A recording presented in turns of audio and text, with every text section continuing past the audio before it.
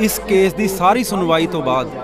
Court वालों यह फैसला लिया गया है कि मनजिंदर बराड़ की सारी प्रॉपर्टी जिस च उसकी सारी जमीन जायदाद ते मकान उस तो इलावा उन्होंने होर कोई मलकीयत है उसकी मालक अज तो बाद जसप्रीत कौर होगी और इस तो बाद मनजिंदर बराड़ का इस पर कोई हक नहीं होगा।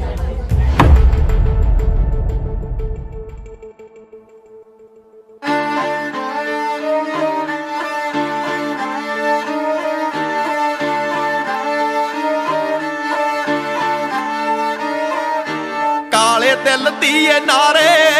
पुठे कर गई कारे सानू दारू लड़ ला के आप लुट दी नजारे काले दिल दिए नारे पुठे कर गई कारे सानू दारू लड़ ला के आप लुट दी नजारे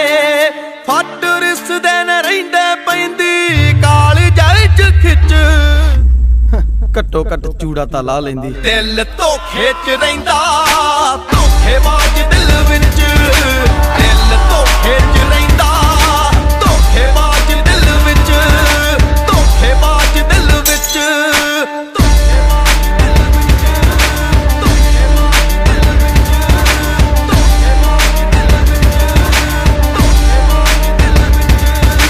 हर दूजे दिन गब्बरू दा वाका सुनीदा सी पक्की रफल पठानी दा खड़ाका सुनीदा सी हर दूजे दिन गब्बरू दा वाका सुनीदा सी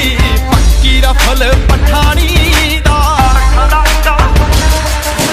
लत्थी मोटे ओदे नाल ही छल्ली कर गई तू हिक दिल धोखे च रहिंदा धोखेबाज दिल विच दिल धोखे च रहिंदा धोखेबाज दिल विच धोखेबाज दिल विच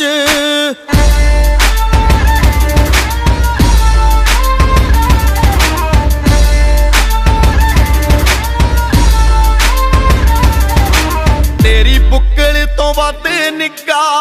मोटा यार दा नी खून बनिया नी पानी खारे ते बराड़ दा तेरी बुक्कल तो वध निक्का मोटा यार दा खून बनिया नी पानी खारे ते बराड़ दा दिलों कट दे तू वहम पैजू